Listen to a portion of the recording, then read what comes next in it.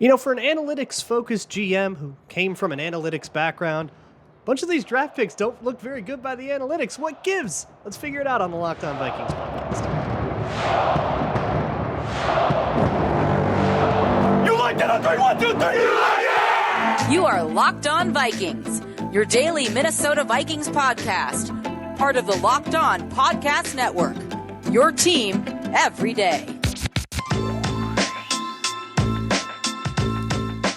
Hey, everybody. Welcome to the Locked On Vikings podcast, part of the Locked On Podcast Network, your team every day. As always, I'm your host, your pal, and the kid you copied off in math class. My name is Luke Braun. You can find me on Twitter at LukeBraunNFL. You can find the show on Twitter at Locked On Vikings. Thank you so much for making Locked On Vikings your first listen of the day each and every day. And a shout out to my hashtag everydayers. Sound off if you can.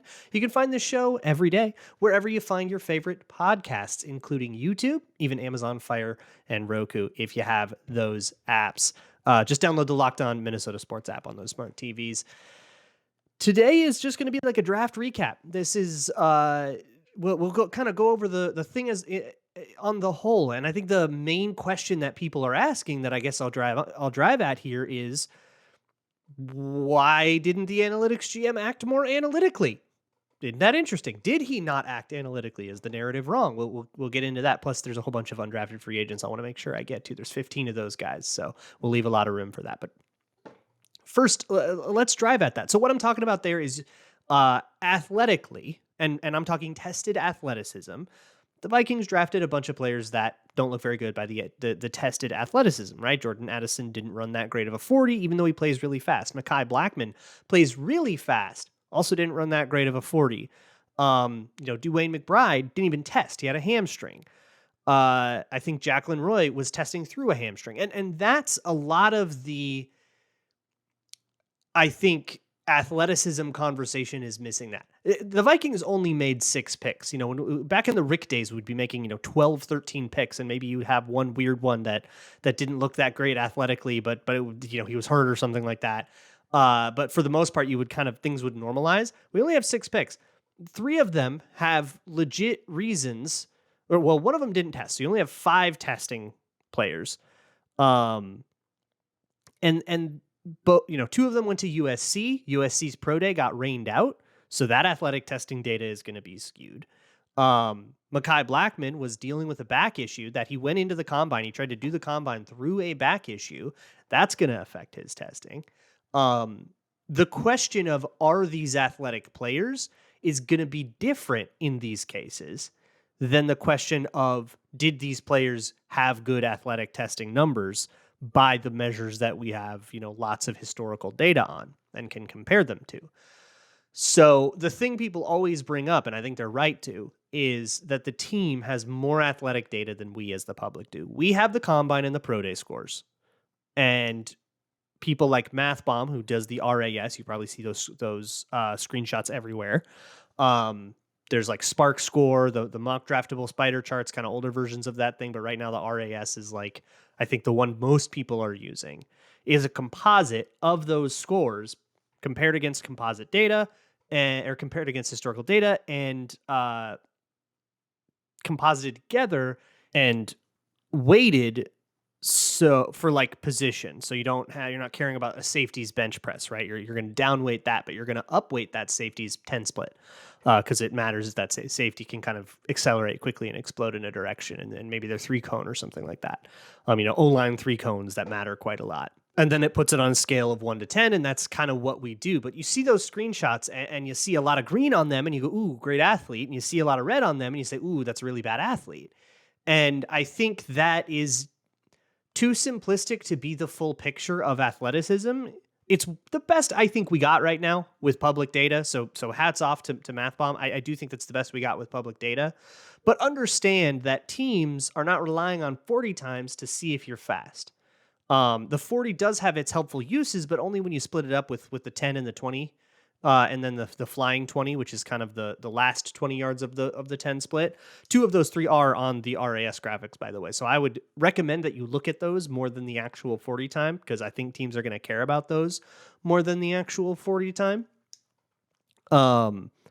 But the teams, if they want to find out if someone plays fast, they have tracking data, chip data. They can get that from the colleges. We can't get that as the public. We have to rely entirely on the 40 time. Teams can composite that data with the 40 time. And if the 40 time doesn't match your play speed data, then it kind of raises a question, right? Well, was he hurt? Did he not prepare right? Do I have to be worried about if he prepares for things right? But assuming there is an answer to that question, like with Blackmon, oh, he had a back thing. Okay, yeah, I was running through that. It slowed him down a little bit. Then you can kind of give that person a better analytic athleticism score. Look, the way that Jordan Addison plays, I like him as an athlete. He's not going to have a great RAS because he doesn't have great size, and that's going to bring that RAS down.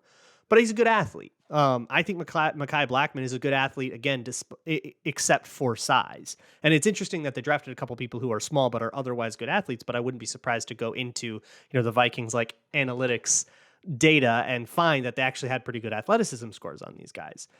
I think there's a similar thing going on with Jaquelin Roy, if I recall. And then Dwayne McBride didn't test at all. He's had a hamstring injury, should be fine for camp, but he had a hamstring injury throughout the entire spring process. Didn't do anything but measurements at his combine and pro day. So we have no data on him. Now, I don't think he would have had a very good 40, but you might have had good explosion scores. You might even have good like agility scores and stuff because of the way that he can, make guys miss tackles. And so that kind of functional analytic, you can put together a composite score with just data we don't have access to. And as the public, we kind of just have to deal with that. The Vikings did follow the analytic guidelines of like positional value. They drafted a wide receiver and a corner and a quarterback, and that's what you're supposed to do. There's a lot of people who are really mad that they didn't take a quarterback earlier. Like they passed on Will Levis, ended up with Jaren Hall. I sort of get it if you really, really liked Will Levis. But I said this on the first round first round recap episode. Don't take a QB just because he's a QB. You got to like the guy. And I didn't like Will Levis much. I did the same thing. I got a little bit of guff when I did that in the ultimate mock. Will Levis was there at 23. I traded out. I let Seattle trade up and get Will Levis at pick 23. And people were like, how dare you do that? And I'm like, I don't know. Could be something the team does. Well, lo and behold, it might not be that crazy of an idea. So obviously I'm going to agree with it. But that's because I don't think Will Levis improves your quarterback situation. Just sounds like another way to have a quarterback that struggles against kind of the same things as Kirk Cousins. You might as well keep Kirk Cousins then and not deal with the rookie development arc thing. And conversely, I really like Jaren Hall as a quarterback. I had a 3rd round grade on him. They got him in the 5th. I liked him more, just pound for pound. I liked him more than I liked Hendon Hooker. If both those guys were on the board at the same time and I were in charge, I would be drafting Jaren Hall over Hendon Hooker. So I'm happy that they got that guy and that the Lions got the dude I didn't like. If you think Hendon Hooker's just a better QB prospect than Jaren Hall and you really don't like that the Vikings passed on him, I get it, but don't say it just because it's a quarterback, right? And then the other thing, speaking of, is consensus. So I think the consensus board most people are using is Arif Sans at Pro Football Network puts together this every year, this board that kind of composites together everybody's rankings. And it turns out to be pretty close to NFL results, and it turns out to be pretty predictive. There's power in the wisdom of crowds. And the Vikings, against this consensus board, for the first time in a while, were like pretty far against the consensus board. I think all but 2 of their picks were below all but 1 of their two of their picks were below consensus, reaches, as it were, against consensus. And it is nice, in the Rick days, Rick was very deferential to consensus. Take that for what you will. That's the GM we just fired. But, he would always say or he wouldn't say, but you could tell that he would never go that far out into outer space, when taking a player, and a lot of his drafts were really, really highly rated by consensus board. And it gives you a kind of narratively gives you a little bit of a safety blanket, right? Where if you liked a draft pick and then he turns out not to pan out, you go, yeah, well, the consensus, everybody kind of liked him back then. This wasn't just a me thing. It was kind of, we all liked him, and something unexpected happened because it, wasn't just a me problem. It was an everybody problem. But with this, you kind of go, all right, well, if Jay Ward absolutely flames out and you took him 100 spots above where everybody said you should take him, maybe you just outthought yourself a little bit and you don't really have that safety net. So it just changes the context as we Watch these guys develop, and maybe Jay Ward turns into a great player, and consensus was totally wrong. The Vikings were right, and then that victory lap gets to be that much sweeter. Like I think the Seahawks are going through something with that with Jordan Brooks, right? Way above consensus, huge reach when they took him in the first round, but he's turned out to actually be a cornerstone of their defense, and they're actually really, really happy with him.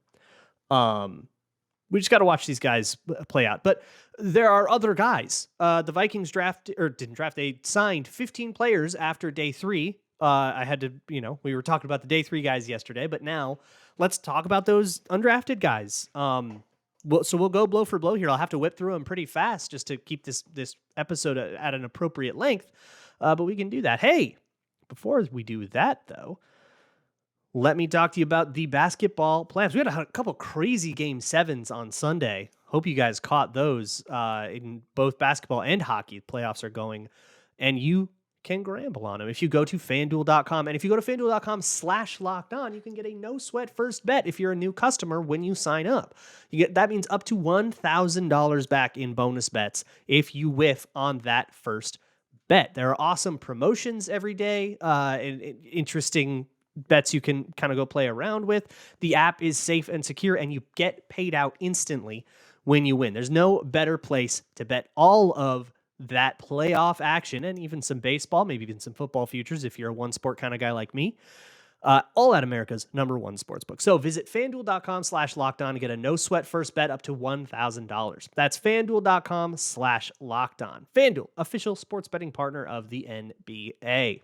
Thanks a million for making Locked On Vikings your first listen of the day throughout this entire draft process. This is kind of the end of the draft part of Locked On Vikings, so I can't thank you guys enough for hanging out with me. I'm going to be taking the next couple days off of Locked On, and it's going to still be about the same number of shows as if you got, one every day for this week and last week. But I'm essentially just taking a deferred weekend. So I'll be back later in the week, but I'm going to take a little bit off. Let my throat rest a little bit, if nothing else, and also my brain, because my brain is oatmeal. So thank you guys so much. In the meantime, you can go check out patreon.com/LukeBraunNFL. I believe I already have. Yeah, I already have. I'll put it up overnight, so I'll already have a Jaren Hall breakdown, kind of explaining some of my love for him on patreon.com/LukeBraunNFL. There's also a Jordan Addison one. And if you're curious, you can go look at all of the draft breakdowns I did pre-draft. I've made everything there unlocked and free to watch. So you don't even have to join, but I would love it if you did. Moving right along. I got 15 undrafted free agents in here. Some of them are fascinating. Some of them are just guys, and that's okay. So there's 2 guys that y'all really wanted to hear about when it came to the undrafted free agents. One was Ivan Pace out of Cincinnati, and the other was Andre Carter from Army. We'll start with Andre Carter, an outside linebacker, edge rusher type, kind of a quick twitch pass rusher. The reason he fell out of the draft is that his pre-draft process went about as poorly as a pre-draft process could. He was seen as like a day 2 guy, maybe even sneak into day 1 kind of guy at the beginning of like March, but he goes to the Senior Bowl and he got destroyed at the Senior Bowl. There's some really hideous lowlights at the Senior Bowl. He did not test well athletically, so that's going to sink his stock and all this stuff. He really fell away. Now, his athleticism is fascinating because he's Army. And to be in the Army, you have to do a lot of cardio. You have to do a lot of different kind of drills. And it's really difficult to keep your weight up. So it's really hard to be a defensive lineman out of Army when you're constantly having to like shed weight after the season, then put it back on and do all this stuff to your body. So he's even talked about this. He's like, I'm really looking forward to being able to dedicate my body to football and football only instead of having to like balance it. The concern is when you gain weight, lose weight, gain weight, lose weight, especially when it's bulk, when it's like muscle mass, that can be really detrimental to your long-term athleticism. We've seen lots of players kind of gain a bunch of weight and then lose it, and then their body's kind of never the same as it is when, you've lived in the gym for 14 years and this is just your natural body type. Once you've sort of artificially inflated and deflated and all that stuff, your athleticism just never is the same. So that's sort of the worry with Andre Carter. But if he probably is not going to make the team this year. He's definitely a scout team, get you in the weight room kind of guy. And that's what I think he's going to be working toward this year. Who knows? Maybe he just, plays with a whole bunch of hustle and sneaks onto the roster. Anything can happen. But it's probably more of a weight room year. And then we see how he goes next year. but he really wants some time in a dedicated, let's really mold your body into what it needs to be. And then he actually has a whole bunch of skills that, come from his days at Army that almost got him drafted. The other guy y'all liked a bunch is Ivan Pace out of Cincinnati. Very small. The testing did not go as well as he really wanted it to, and I think that's probably why he fell out. But he's very much a motor guy. And he was really a cornerstone of that Cincinnati defense. Even going back to 2021 was the year they were in the college football playoff, right? He was a cornerstone of that defense when there was Sauce Gardner on it. He sees the field really, really well. He's heady, but he's not long, and it affects his ability to stack and shed. And then there's also some inconsistencies in coverage, I guess. They also got the other Cincinnati inside linebacker, who also is very renowned for his recognition and seeing the field and all of that stuff, but he didn't get as much production. He had half as many tackles as Ivan Pace had. And this is definitely both of these guys are kind of grit, hard work kind of guys, but Wilson Huber is his name, is also an older prospect. He could sneak on via special teams. I think that's going to be kind of the way he has to do this. There's also an offensive lineman named Jackie Chen out of Pace, really small school, under-recruited guy. Area scouts, when you talk to an NFL scout that worked in his area of the country, they're like, yeah, this dude's fascinating and nobody's going to know about him because he's at this tiny backwoods school. Very long and athletic, got all the reach in the world, but a little bit slight, I guess. And you got to wonder, okay, when he gets up against, he's in D2. So when he gets up against elite NFL competition, are they going to be able to rush him into oblivion? And I think that concern, plus, just general, we didn't really see him against good stuff. He's 6'6" and 310. 310 is a lot, but not for a tackle. So we got to see if he can kind of hold up. But if he can, this is a very intriguing guy. Calvin Avery is another one people were really excited about out of Illinois. Maybe could have been drafted, didn't end up getting drafted. Big time tank. How about a 45-pound nose tackle? Totally massive. Probably your third string zero tech. That's going to be the way he comes into camp. But he's very much like a stout, you're not allowed to move me kind of guy. But all that weight is really hard to move. So when it comes to changing direction, if he overruns a gap and he has to come back, all that stuff can be really hard for him.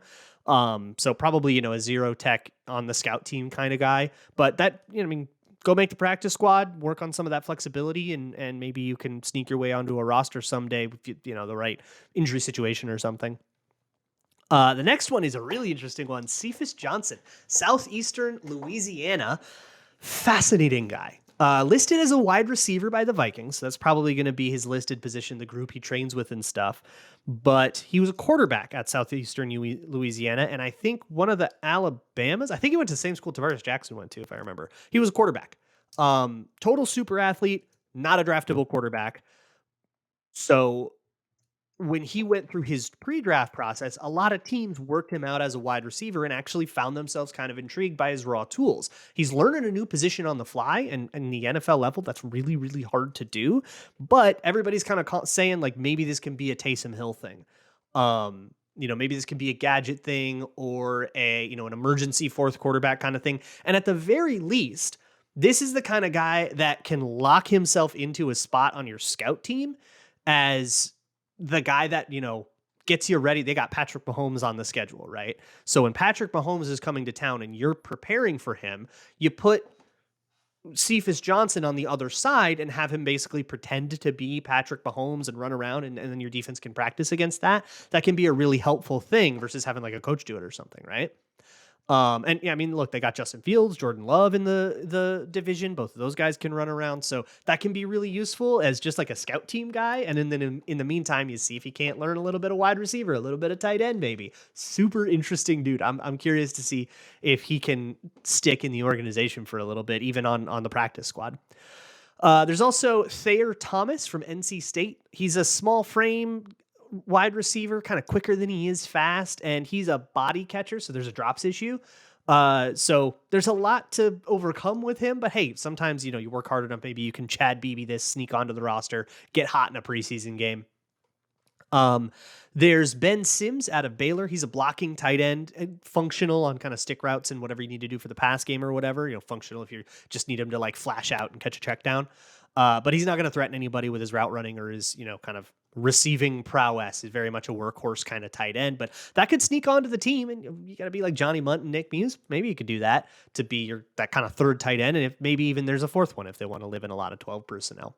We got to do the other half of the undrafted free agents. We're only through 8 of them. I got 7 to go, so stick with it. Real quick, just another reminder, this show's going to be off for a couple of days here, but I will be back later in the week, just getting some rest, looking out for my health mentally and physically.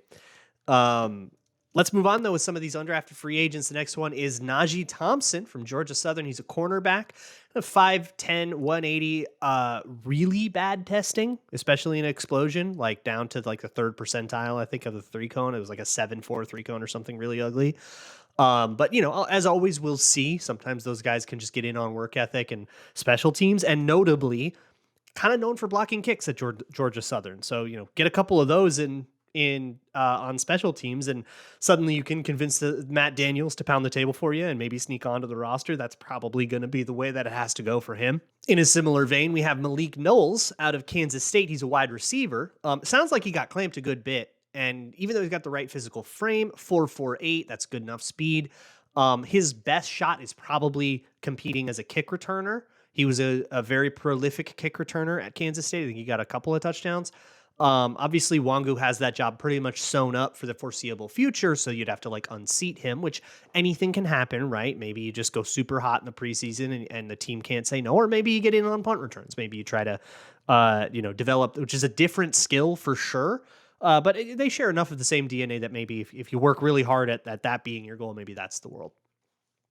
Alan Ali, a center, I believe, out of, he was like a swing OL at SMU, and then he played his last year at TCU. So he's out of TCU. Played all the way to the championship with them as a center, started all 15 games. He's got decent technique. He's just kind of a weird body. He's 6'4", 301, which is weird for a center. It's like slender. Like take Garrett Bradbury and stretch him out another inch, but don't add any weight. And you kind of get that. So you get like weird center of gravity stuff, already slight. So you're a little worried about him getting bowled over by big nose tackles. But still good enough technique to maybe sneak onto the back of the roster, maybe, unseat somebody like Austin Schlotman or Chris Reed, who I don't think their roster spots are guaranteed by any stretch of the imagination. But here's your competition for that is like Jackie Chen and Alan Ali. The Vikings are at 88 on their roster, by the way. I wouldn't be surprised to see them bring in another like interior offensive lineman just to kind of flesh out your third team. But there's only a couple spots left on the roster, and there's not even a guarantee that they even fill them. Teams go into camp with 88, 89 all the time. The next one is a cornerback, CJ Colden out of Oklahoma, who is a very, very smart guy, longtime starter, spent most of his time at Wyoming, and then transferred 1 year at Oklahoma. I think he's just going to always be a little limited athletically, and that's just going to put a big ceiling on what he can be. 4'6", 340 is just not good enough for a corner. But again, smart, work ethic, all kinds of great things that his coaches say about him. And you're never going to 100% count that kind of guy out from sneaking onto the back of the roster. Also, another corner, Jalen Williams out of Indiana, who's another like middling explosion guy. He's like a read and react zone corner for the most part, but you didn't get any ball production. You didn't get any interceptions, I think, his last 2 years in college. And he has good enough footwork to overcome his explosion a little bit, but the ball skills are like tracking the ball and actually like making a play when the pass is coming his way has been a struggle. But if you can get him better at that, you might have a package of something just by, work ethic and technique. We have a Marshall player. I always love when a Marshall player goes to Minnesota. Abraham Beauplan, an inside linebacker, plays a lot like a downhill thumper, and he loves to be really physical, but he is small, which is very interesting. He just is going to get washed out at the next level a lot, and he's going to have to learn to kind of be evasive or get off blocks. And I think that's going to require him to learn a lot of techniques really fast. It's going to have to be a big time grit guy to make it, or all of these guys have the chance to just be a special teams ace and make the roster all the time and never die, Marcus Sherrill style. And speaking of special teams, the last guy I'm going to talk about is the kicker, Jack Podlesny. You might remember him from Georgia. You might remember his game against Ohio State, probably the most he's been in the national consciousness. I mean, look, you play for Georgia for 3 years. He was their kicker. National championships, you're used to the lights. That'll give you something. Against Ohio State, though, that's the one that people remember him for. He almost Daniel Carlson'd it. That game went, down to the wire. He had 2 missed field goals and was lining up for one with time expiring down by 2 points, and made the kick. So, missed 2, made the one that matters. So I guess, he redeemed himself. But that was one of the last times we saw him go out. So we'll see where his head's at coming off of all that Georgia stuff. But hey, look, you're not exactly going to be a stranger to, high pressure kicks when you play for that kind of blue-blooded program. And he kicked pretty well, all things considered. So there's your undrafted class. Here's how this show is going to go now that we're out of the draft. We're still doing five a week. It's a daily show year round. So we'll do Monday through Friday every single week. To fill that time, I'm not going to be the kind of show that, comes up with 39 different angles on should the Vikings extend Kirk Cousins or not. We'll talk about it some, but I'm not going to just try to extend it and give you a bunch of filler. You deserve better than that. You deserve better than low effort filler. So what this show does, and longtime listeners love this. This is a popular series for people who really are diehards and want to be listening to Vikings podcasts in June, which I hope. Please come join. The Storytime series is what I've come to call it. Every man on the 90-man roster that I can, I guess, will get a little backstory. We'll get a little profile on them. It gets a little human interest, a little bit more about getting to know the people instead of just seeing them as a bag with a RAS score and a production score and a grade from PFF on it. Get to know these guys as people. Everybody has an interesting story. I truly believe that. If you talk to someone for long enough, you'll get something interesting. And proof of concept, 90 men all in the same room. Not one of them doesn't have an interesting story. So I'll try to talk to players too as much as I can, because some of them, might as well have them tell their own story. Why would I tell it if they can? But for everybody else, do a little research and tell you how they got here. The operative question, how did you get to the NFL, is so different and varied and diverse for so many people. Some go the blue blood route. They're a 5-star recruit. They go to Ohio State, the whole deal. Some of them have to scratch and claw and go through pace and see if they can't sneak onto a roster as an undrafted free agent. So I'm excited to bring you that. We'll do some draft recaps here in the short term, but otherwise the Storytime series takes us pretty much all the way to camp, and we'll cover news and stuff as it comes up. I'm really excited for that, and I can't wait to bring it to you. So I hope you join me for that. I will see you in a couple of days, and as always, Skol.